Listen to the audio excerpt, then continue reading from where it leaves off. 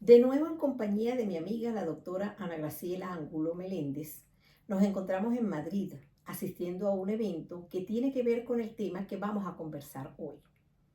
Queremos hablarle de cómo los pensamientos y las emociones pueden influir sobre su piel, bien sea positivamente o de forma negativa. Queremos conversar sobre la psicodermatología en niños y en adultos. Ana Graciela es egresada como médico y como dermatólogo por la Universidad Central de Venezuela. Hizo posgrado en pediatría en el Hospital Clínico Universitario, también por la Universidad Central de Venezuela. Tiene título homologado de médico aquí en España. Trabaja en Barcelona. Es presidente de la sección de médicos con formación extracomunitaria del Colegio Médico de Barcelona. Además, estudió con el doctor Roberto Arenas en México un diplomado de micología. Hizo con Carlos Gelmetti en Italia un entrenamiento en dermatología pediátrica.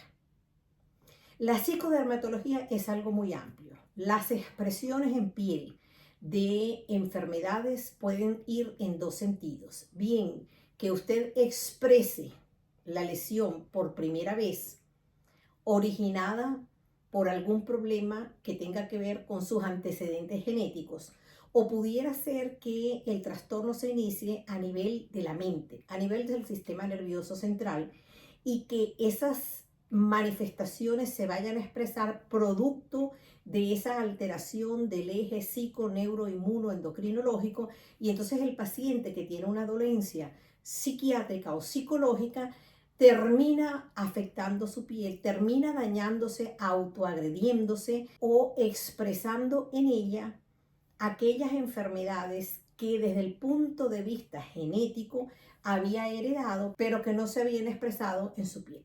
Bienvenida, Ana Graciela. Gracias, bueno, una vez más, un placer estar aquí con mi amiga Miriam y como ella dijo, desde Madrid, asistiendo a un evento de vitiligo, que es una de las enfermedades que tiene esa conexión mente-cuerpo y la parte de las emociones. Primero hablar que la piel es el órgano más grande, tiene muchísimas funciones. Una de ellas es expresar o comunicar el medio interno con el medio externo, y esto lo hacemos a través pues, de las manifestaciones de la piel. Tal como lo dijo bien Raquel, es posible que tengamos algún trastorno o el paciente tenga algún trastorno psicológico y que se exprese a través de una manifestación de la piel, o bien que alguna enfermedad de la piel, que puede estar o no genéticamente determinada, se exacerba con ciertas emociones. Lo primero que tenemos que recordar es por qué hay una relación tan estrecha entre la piel y las emociones o el sistema nervioso. Y es que cuando se forma el embrión antes del nacimiento, tiene varias capas. El ectodermo, que es la más superficial, el mesodermo y el endodermo, que es la más profunda. Y la piel y el sistema nervioso central derivan de la misma capa. Es decir, que desde antes del nacimiento, la piel y el sistema nervioso están relacionados. Luego podemos tener enfermedades inicialmente generadas en el sistema nervioso central, pacientes ansiosos o deprimidos, que su manera de expresarlo es a través de la piel. Hay una patología, por ejemplo, que se llama delirium parasitario, que son personas que imaginan o tienen la certeza de que tienen como animalitos que le van corriendo por la piel. Y por más análisis que se hacen o por más estudios que tratamos de hacer, no encontramos nada. Y es sencillamente que su misma ansiedad o su misma depresión les hacen tener la sensación de que tienen esos animalitos caminando por la piel. Muchos de ellos llegan a la consulta con cajitas de fósforo, con botecitos de esos donde se recolecta la orina o se colocan las heces, y te enseñan trocitos de algodón, de esas pelucillas que salen de la ropa, a lo mejor trocitos de piel que se arrancan. Trocitos de piel que se han arrancado, y te dicen, mire doctora, aquí está. Y yo siento cuando me caminan. Esto no lo tomen tan a la ligera. Yo he tenido pacientes incluso en el servicio de dermatología pediátrica, es decir, niños, en el Hospital José María Vargas de Cagua. tuvimos el último caso que yo recuerdo, una niña, y es difícil afrontar estos casos porque decirles que el problema está en la esfera emocional amerita del concurso no solamente de nosotros como pediatras, sino también del dermatólogo pediatra, del especialista del psicólogo, del psiquiatra, porque no es fácil enfrentar a esa realidad, ya que incluso en muchos de los casos hay que medicar desde el punto de vista psiquiátrico a los pacientes. O sea que no, los diagnósticos psicosomáticos, los diagnósticos que tienen que ver con la mente y sobre todo en aquellos casos en que la repercusión es tan dramática como en este que les estoy comentando, no son fáciles de abordar y siempre recomendamos que el paciente tenga un manejo multidisciplinario. Sí, yo creo que aquí es importante, no solo como dermatólogos, sino como médicos, aplicar eso del arte de la medicina. Es poder comunicarte con el paciente, saber lo que le está pasando, escuchar lo que te quiere decir y irlo canalizando para que él mismo tome la decisión de buscar la ayuda. No es fácil y a veces hay que hacer ese toque de empatía, de decirle al paciente, sabemos por lo que estás pasando y que lo queremos ayudar. Después hay otras patologías que si bien tienen un mecanismo inmunomediado por el sistema inmunológico o tiene algún componente genético, como puede ser, por ejemplo, la psoriasis, que es una enfermedad que en muchos autores lo consideran como sistémico, que tiene su origen en la piel, pero que sabemos que si bien tiene antecedentes hereditarios o la inmunología, sabemos también que los brotes o las primeras apariciones de estas lesiones tienen que ver con alteraciones en la parte emocional de los pacientes. Yo quiero traer a colación, a propósito de un vídeo que tenemos en el canal, que los invito a ver, donde el doctor Leopoldo Díaz Landaeta, mi profesor y maestro, jefe del posgrado de dermatología pediátrica de la Universidad del Zulia, en el Hospital de Niños Enfermos del Zulia, él habla de que tanto la psoriasis como el vitiligo, como de hecho es así, son expresiones en piel de que algo no está funcionando bien y que cada paciente por sí mismo expresa de forma distinta las enfermedades. Y ahí también se incluye al vitíligo o vitiligo, que realmente vienen a ser sindromáticas. Y en la mayoría de las veces hay algo que no está funcionando, hay algo o muchos factores que no están funcionando bien. Y cuando escudriñamos esa carga genética del paciente, pues nos damos cuenta que desde el punto de vista genético la carga está, los genes están, pero empiezan a expresar las manifestaciones en piel o las manifestaciones digestivas, ahora porque estamos conversando de piel, pero puede ser un colon irritable, puede ser una alteración, la disbiosis también intestinal, el asma. La dermatitis atópica también. Lo comienzan a expresar en el marco de un disparador, de un gatillo que generalmente tiene que ver con un examen, con un divorcio, con un cambio de domicilio, con la pérdida de un hijo, con que alguien se le fue para la guerra o también con emociones que lejos de ser negativas, como sería un embarazo, como sería el matrimonio, la celebración de una boda, un viaje que se va a realizar, son situaciones estresantes y ese no saber manejar bien las emociones termina expresando el paciente la enfermedad. Sí. ¿Cuáles son las más frecuentes en la consulta, sobre todo en edades pediátricas? Yo creo que una de las más frecuentes es la dermatitis atópica. Son niños que a lo mejor por cualquier situación están un poco que no saben cómo expresarlo y la manera es a lo mejor comenzarse a rascar. Y a su vez también esa misma como ansiedad o esa misma disconfort hace que haya un desbalance en la parte inmunológica de la piel y comiencen a expresar pues, los eczemas típicos de la dermatitis atópica. Ahora que comentas eso, tuve yo la semana pasada niñitos en la consulta que se muerden las uñas. La mordida llega a ser tan exagerada que pueden provocar verdadero desprendimiento de lo que es la lámina unguial Y del daños lecho de la leche unguial también. y también la posibilidad de que las verrugas vulgares, los hongos y cualquier otro germen, bacterias, virus, parásitos u hongos puedan penetrar más fácilmente la piel. Entonces, esa emoción que el niño expresa mordiéndose, que es una autoagresión, o moviéndose o pellizcándose, porque también existe. O incluso lo que llamamos la tricotilomanía, que se van arrancando los pelitos, ellos mismos se alan el pelo. Y de alguna manera están expresando como la desesperación que quieren sacar lo que están sintiendo, que se llama la tricotilomanía. En esos casos también el paciente debe ser canalizado con el psicólogo, pero preferiblemente un psicólogo infanto-juvenil, dependiendo de las edades. Y no vaya a ser como me pasó en una oportunidad, que quedé impresionada, que derivo al bebé que tenía apenas 2 añitos al psicólogo. Y de repente veo que pasa la madre desde la consulta del psicólogo frente a mi consulta, el mismo día que yo lo había derivado, y le digo, madre, ya me vio. ¿Y qué te dijo?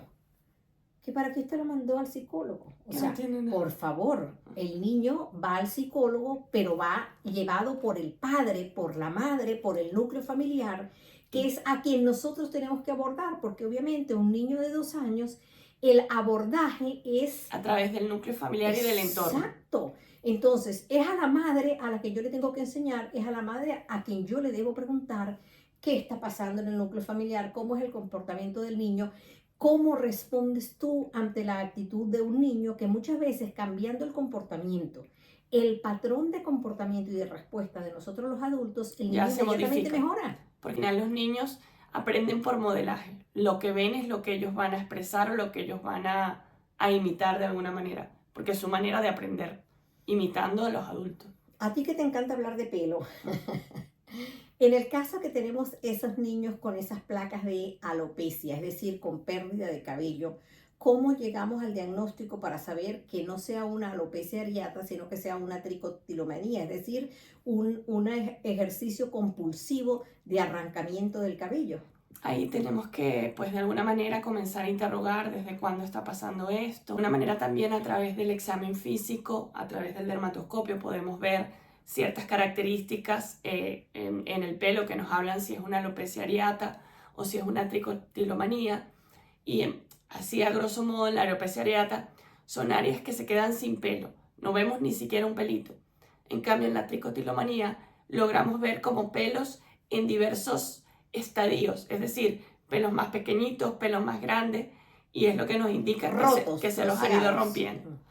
El doctor Rondón, que era profesor ahí en el Vargas, decía que era como el signo del amor, que ellos se tocaban y siempre estaba como en un sitio accesible y ahí ellos se iban arrancando el cabello.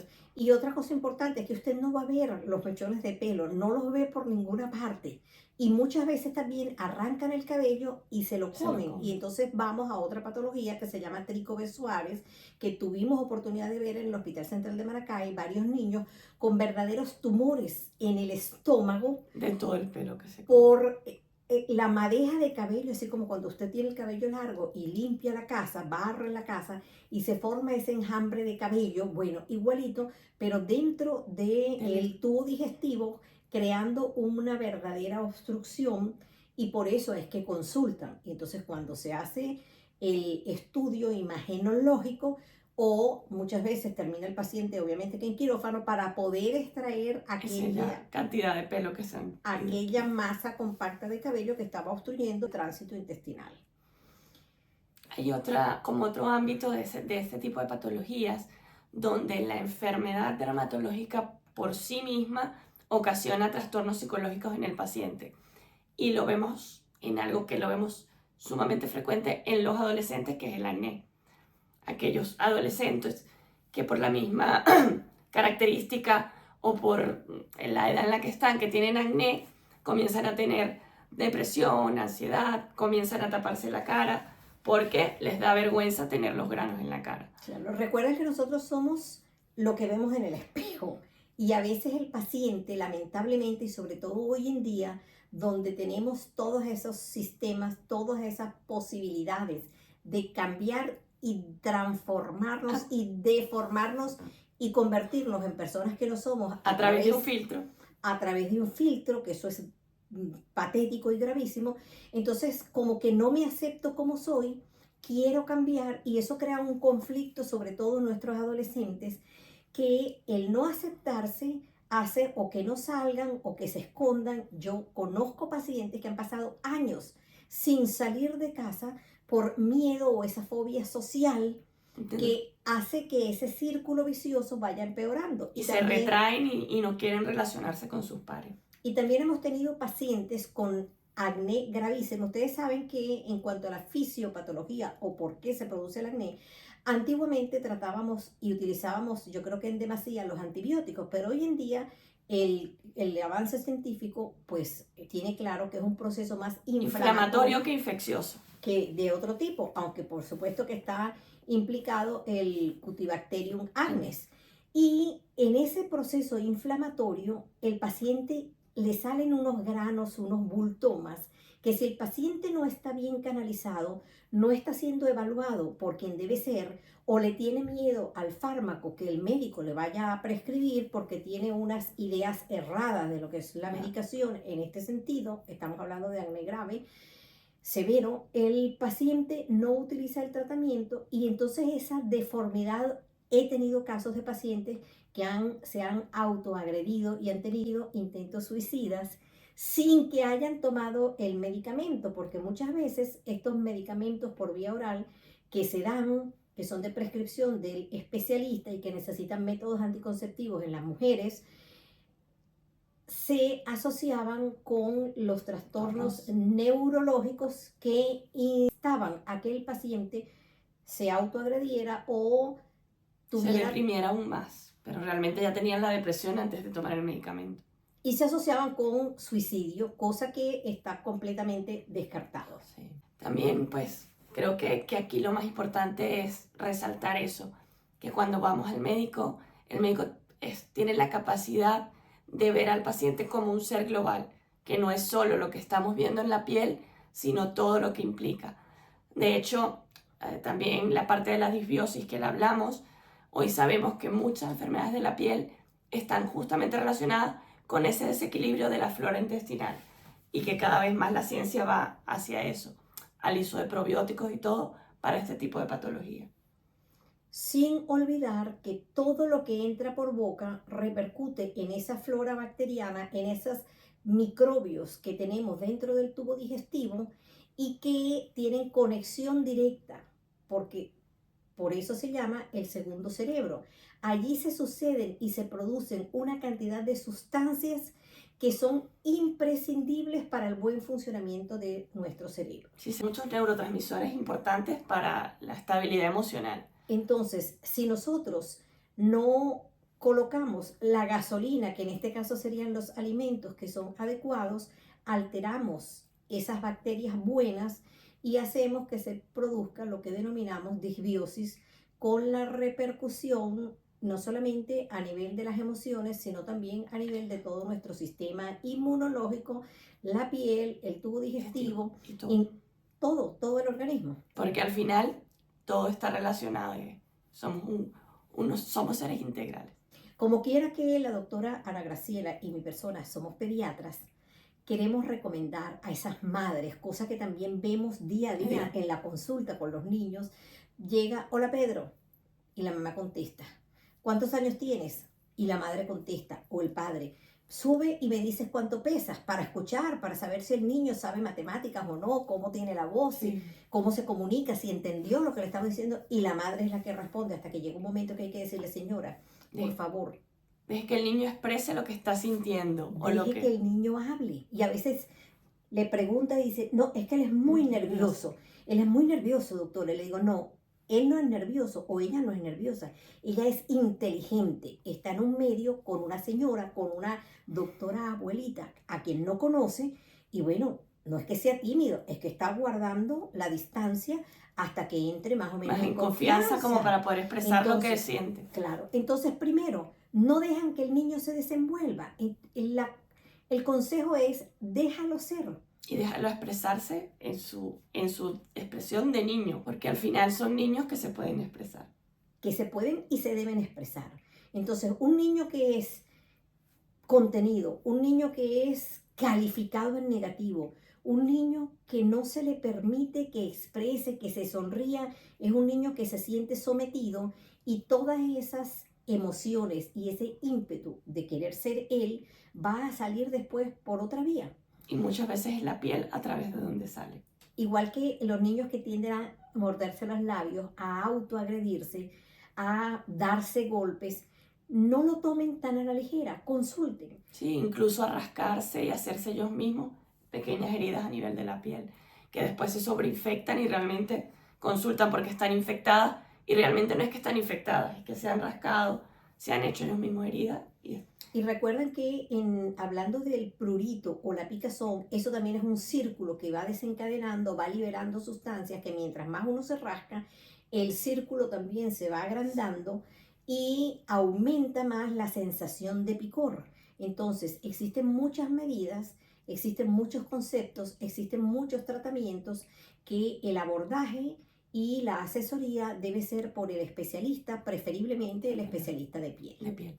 Otra patología que también tenemos un vídeo y lo invitamos a verlo es la dermatitis seborreica, que no es más terrible que el mismo cuero cabelludo se irrita, produce esta caspa y muchas veces o la mayoría de las veces está relacionada con episodios de estrés. Entonces uno interroga al paciente y el paciente te comenta, sí, es que cuando estoy más estresado, sobre todo los adolescentes que tienen examen o algo, hacen estos brotes de dermatitis seborreica, de caspa. La dermatitis seborreica, como les vamos a dejar aquí para que vean el vídeo que hicimos hace un tiempito, es multifactorial. Tiene esa predisposición, no es que me lo pegó fulanito, me recosté de fulana y lo tengo, no. Tenemos los gérmenes, los tiene usted, los tiene ella, los tengo yo. Cada quien tiene sus gérmenes y al haber esa irritación en la piel, pues ellos se expresan. Y entonces tiene que ver con el estrés no solamente emocional del que le estamos hablando en psicodermatología, sino también con el estrés físico, químico, la resequedad del ambiente, la temperatura, el no ducharse. Yo tengo madres que me llegan y cuando los niños se quitan la ropita, pues el olor es un olor que nosotros denominamos sui generis, o sea, huele a esto sin lavar. Sí.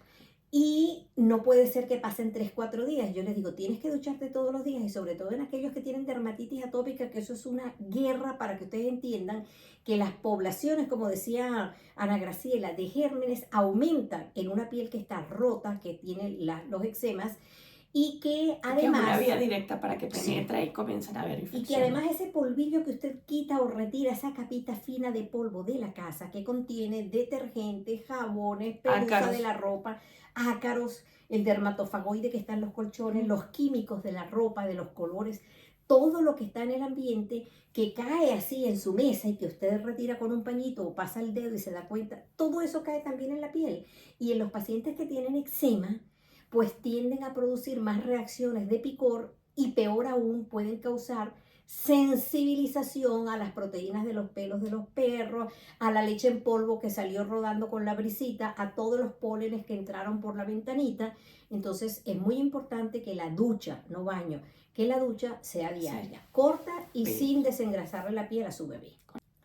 Y para terminar, recordarles que estamos haciendo con el doctor Leopoldo Díaz Landaeta un resumen o motivándolos a ustedes a que se enteren de lo que significa la medicina hipocrática, remontándonos a aquellos tiempos para entender que, como les hemos explicado, somos individuos que expresamos cada uno la enfermedad de diferentes maneras, que lo importante no es qué enfermedad tiene Ana Graciela, sino lo importante es quién es Ana Graciela, qué momento de su vida está marcándola, qué está pasando en su condición de madre, de mujer, de esposa, de pediatra, de dermatólogo pediatra, de presidente de la sección de médicos con formación extracomunitaria del Colegio Médico de Barcelona, para que ella exprese alguna enfermedad, por poner un ejemplo. Lo mismo pasa con cada niño, lo mismo pasa con cada uno de ustedes. Así que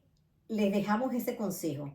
Investigue qué está pasando a su alrededor, qué está pasando alrededor de su niño para que esté expresando y trate de controlarlo, trate de hacer ese abordaje y por supuesto consulte. Sí, yo creo que lo más importante es recordar que somos seres integrales, que lo que pasa en nuestro entorno refleja de alguna manera lo que estamos viviendo por dentro y que siempre es importante saber qué es lo que está pasando con el paciente y llegarle como al corazón y tener esa empatía de lograr descubrir su entorno y recordar que no solo son enfermedades, que cada paciente, aunque tenga la misma enfermedad que otro, es individual y tiene su manera de expresarlo. Lo va a expresar de diferente manera. Acabamos de asistir a una conferencia que estuvo excelentísima sobre la inteligencia artificial y decía el experto, un médico cirujano, por cierto, de aquí de Madrid, el doctor expresaba que lo más importante en esta vida es el tiempo y que la inteligencia artificial nos va a brindar eso. Incluso programas que recordábamos nosotras que en Venezuela los teníamos cuando trabajábamos allí, nosotros en el hospital hablábamos, conversábamos y se estaba grabando la conversación y después teníamos las secretarias que transcribían. Claro, era algo muy arcaico lo que se hacía, pero se hacía. Hoy en día tenemos programas a nivel de la inteligencia artificial y estos ya conectados al ordenador van escuchando lo que el paciente está conversando con el médico y luego lo transcriben y entonces me permite a mí como médico, le permite a ella como dermatólogo, como médico de niños, en fin, prestar atención y tener esa visión, ese contacto visual con el paciente. Con el paciente, que ya muchas veces el hecho de sentirnos escuchados y bien atendidos es un alivio. Es como si estuviéramos en una consulta, no solamente con el especialista, pediatra, cardiólogo, infectólogo, digestivo, reumatólogo, sino con el psicólogo. Sí, que de alguna manera entendamos al paciente y hagamos esa conexión de médico-paciente, que es lo más importante.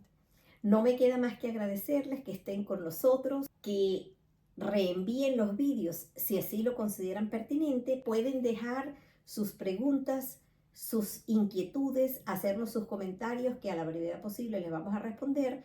Y si nos regalan los likes, pues muchísimo mejor. Un abrazo, mil bendiciones. Gracias. Amiguita, por estar aquí. Y hasta la próxima. Hasta la próxima. Un abrazo y adiós. Adiós.